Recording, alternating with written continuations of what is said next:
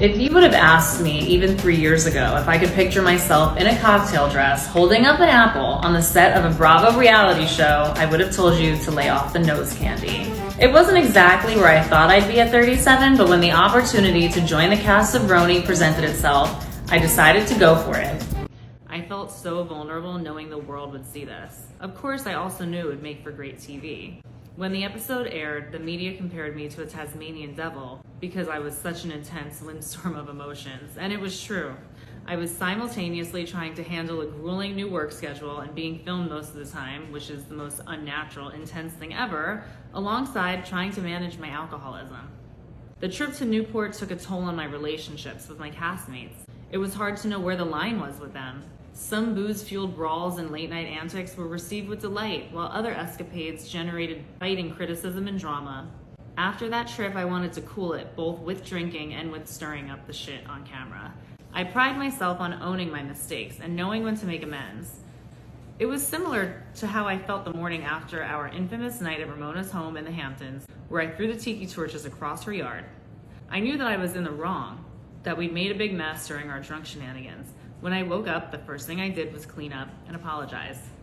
But immediately upon our return from Newport, before I had a chance to make peace with them, Ramona and Sonia reached out to Bravo and told show execs they were concerned about me.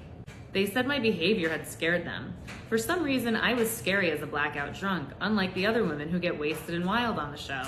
To Bravo's credit, they took this concern seriously and handled it in the most supportive way. They had a psychiatrist reach out to me, which I actually appreciated. It was nice to talk about how I was coping on the show with someone who was familiar with the pressures and objectives.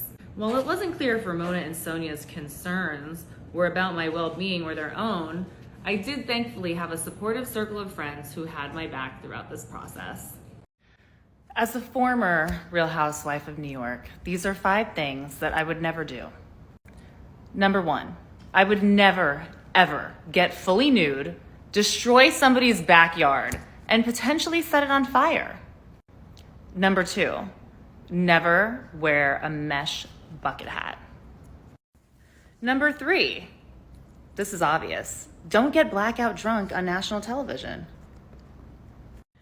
Number 4, don't ever throw food in someone's face.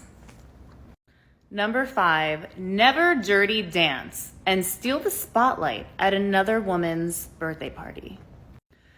And I'm just gonna do a 6th one as a bonus. Never leave the vibrator in the chicken.